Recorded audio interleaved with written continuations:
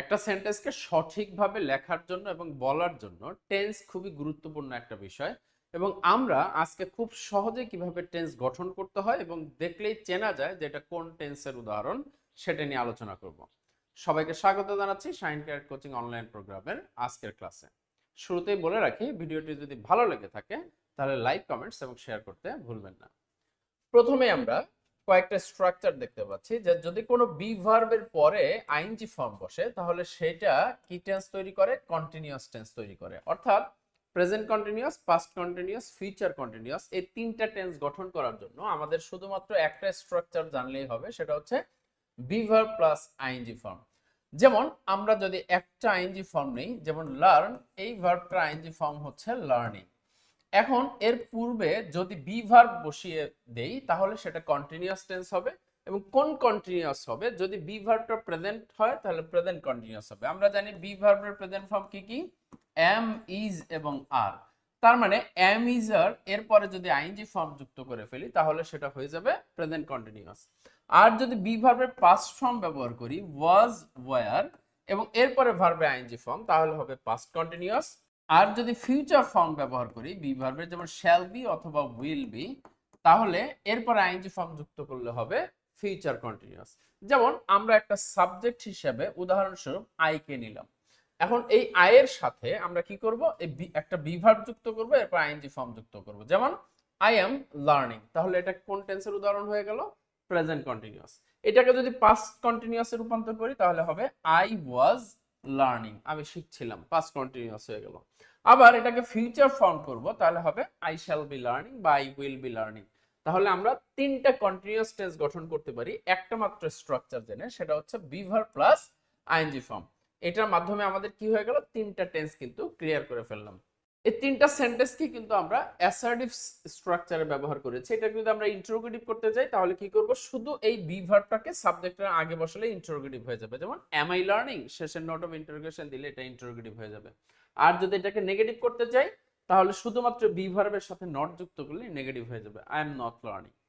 আশা করি বোঝাতে পেরেছি যে কিভাবে কন্টিনিউয়াস টেন্স গঠন করব। এখন আসবো আমরা পারফেক্ট টেন্স কিভাবে গঠন করব। পারফেক্ট টেন্স গঠন করার স্ট্রাকচার হচ্ছে have verb plus past participle সমান সমান পারফেক্ট টেন্স। যেমন আমরা একটা ভার্বের পাস্ট পার্টিসিপল ফর্ম নিলাম লার্ন, এর পাস্ট পার্টিসিপল ফর্ম নিলাম লার্নড। এর পূর্বে যদি আমরা এখন হ্যাভ ভার্ব বসে তাহলে কিন্তু সেটা পারফেক্ট টেন্স হয়ে যাবে। কোন পারফেক্ট হবে? যদি হ্যাভ ভার্বটা প্রেজেন্ট ফর্ম থাকে তাহলে প্রেজেন্ট পারফেক্ট হবে। যেমন হ্যাভ ভার্বের প্রেজেন্ট ফর্ম আমরা জানি হ্যাভ এবং হ্যাজ, এর সাথে যখন আমরা লার্ন যুক্ত করে ফেলবো তাহলে সেটা হয়ে যাবে প্রেজেন্ট পারফেক্ট। যদি হ্যাভ ভার্বের পাস্ট ফর্ম নেই হ্যাড, এরপর লার্ন করলে হয়ে যাবে পাস্ট পারফেক্ট। আর যদি এটা আমরা শ্যাল হ্যাভ অথবা উইল হ্যাভ অর্থাৎ ফিউচার ফর্ম ব্যবহার করি, শ্যাল অথবা উইল এর পরে যদি আমরা হ্যাভ বসাই, শ্যাল হ্যাভ অথবা উইল হ্যাভ, তাহলে এটা হয়ে যাবে ফিউচার পারফেক্ট। যেমন আমরা উদাহরণ হিসেবে একটা সাবজেক্ট নিচ্ছি আই, অর্থাৎ আই হ্যাভ লার্নড, এটা যদি করি তাহলে হয়ে যাবে এটা প্রেজেন্ট পারফেক্ট টেন্সের উদাহরণ। একইভাবে আই হ্যাড লার্নড হয়ে যাবে পাস্ট পারফেক্ট টেন্সের উদাহরণ। আবার আই শ্যাল অথবা আই উইল হ্যাভ লার্নড হয়ে যাবে ফিউচার পারফেক্ট টেন্সের উদাহরণ। তিনটা সেন্টেন্সই কিন্তু অ্যাসার্টিভ সেন্টেন্সের স্ট্রাকচার। এটাকে যদি আমরা ইন্টারোগেটিভ করতে যাই তাহলে শুধু হ্যাভ বা হ্যাজ অথবা হ্যাড কে সাবজেক্টের আগে বসালে ইন্টারোগেটিভ হয়ে যাবে। অর্থাৎ হ্যাভ আই লার্নড শেষে নোট অফ ইন্টারোগেশন দিলেই এটা ইন্টারোগেটিভ সেন্টেন্স হয়ে যাবে। আর যদি এই সেন্টেন্সটাকে নেগেটিভ করতে যাই তাহলে হ্যাভ নট বা হ্যাজ নট লার্নড, অর্থাৎ I have not learned, I had not learned, তাহলে কিন্তু সেটা নেগেটিভ সেন্টেন্সে রূপান্তর হয়ে গেল। এখন আসবো আমরা পারফেক্ট কন্টিনিউয়াস টেন্স কিভাবে গঠন করতে হয়। হ্যাভ ভার্বের পর যখন বিন যুক্ত হয়, অর্থাৎ have been, has been, had been এবং এরপরে যদি আইএনজি ফর্ম হয় তাহলে সেটা পারফেক্ট কন্টিনিউয়াস টেন্স হবে। যেমন আমরা লার্ন শব্দটার আইএনজি ফর্ম নিলাম লার্নিং, পূর্বে তাহলে কি যুক্ত করব? বিন যুক্ত করব, অর্থাৎ বিন লার্নিং, এবং এর পূর্বে আমরা কি বসাবো? Have verb. কোন পারফেক্ট কন্টিনিউয়াস টেন্স হবে? যদি হ্যাভ ভার্বটা প্রেজেন্ট হয়, যেমন হ্যাভ ভার্বের প্রেজেন্ট ফর্ম কি কি? হ্যাভ এবং হ্যাজ, তার মানে হ্যাভ বিন লার্নিং বা হ্যাজ বিন লার্নিং, এটা হয়ে যাবে প্রেজেন্ট পারফেক্ট কন্টিনিউয়াস টেন্সের উদাহরণ। যদি হ্যাড বিন লার্নিং দেই তাহলে হবে পাস্ট পারফেক্ট কন্টিনিউয়াস টেন্সের উদাহরণ। যদি শ্যাল হ্যাভ বিন লার্নিং দেই, শ্যাল হ্যাভ বিন লার্নিং অথবা উইল হ্যাভ বিন লার্নিং, তাহলে সেটা হয়ে যাবে ফিউচার পারফেক্ট কন্টিনিউয়াস টেন্সের উদাহরণ। একইভাবে পূর্বে আমরা সাবজেক্ট বসাবো এবং সাবজেক্ট অনুসারে হ্যাভ বা হ্যাজ বসিয়ে আমরা এই পারফেক্ট কন্টিনিউয়াস টেন্স গুলো তৈরি করে ফেলবো। প্রেজেন্ট পারফেক্ট কন্টিনিউয়াস টেন্সের বাড়তি একটা সূত্র থাকে যেখানে একটা টাইম উল্লেখ থাকে এবং সেই টাইমের পূর্বে হয় সিন্স বসে না হয় ফর বসে। আমরা নরমালি জানি যে যদি সময়টা নির্দিষ্ট হয়, ডেফিনিট হয়, তাহলে সিন্স বসে, আর অনির্দিষ্ট সময় হলে ফর বসে। নির্দিষ্ট নাকি অনির্দিষ্ট এটা বোঝার জন্য আমরা একটা সূত্র বলে থাকি যে যদি বাংলা বাক্যে হতে বা থেকে থাকে তাহলে সেটা সিন্স হয়, আর ধরে বা যাবত থাকলে ফর বসে। ধরে অথবা যাবত থাকলে ফর বসে। যেমন আমি 1 বছর ধরে ইংরেজি শিখছি, তাহলে হবে I have been learning English for 1 ইয়ার বা ফর এ ইয়ার, যেহেতু এখানে ধরে বা যাবত আছে। হ্যাঁ, তো এইভাবে হচ্ছে আমরা কি করতে পারি, প্রেজেন্ট পারফেক্ট কন্টিনিউয়াস টেন্স গুলো গঠন করতে পারি। তাহলে এতটুকুর আলোচনা আমাদের কিন্তু অলরেডি 9টা টেন্স শেষ হয়ে গেছে, যে কিভাবে আমরা 3টা কন্টিনিউয়াস টেন্স, 3টা পারফেক্ট টেন্স, কিভাবে 3টা পারফেক্ট কন্টিনিউয়াস টেন্স গঠন করব সেটা আশা করি সবার ক্লিয়ার হয়েছে। এখন আমরা শুধুমাত্র 3টা ইনডেফিনিট টেন্স, যেমন present indefinite tense. Present indefinite tense চেনার উপায় হচ্ছে প্রেজেন্ট ইনডেফিনিট টেন্সে হয় ভার্বের প্রেজেন্ট ফর্ম বসবে অথবা এস বাই ইএস যুক্ত ফর্ম বসবে। এস বাই ইএস যুক্ত ফর্ম, এস বাই ইএস যুক্ত ফর্ম কখন হয়, যখন হি শি ইট অথবা যে কোনো নাউন, অর্থাৎ মোট কথা থার্ড পারসন সিঙ্গুলার যখন সাবজেক্ট হয় তখন ভার্বের শেষে এস বাই ইএস যুক্ত হয়। এটা প্রেজেন্ট ইনডেফিনিট টেন্স চেনার উপায়।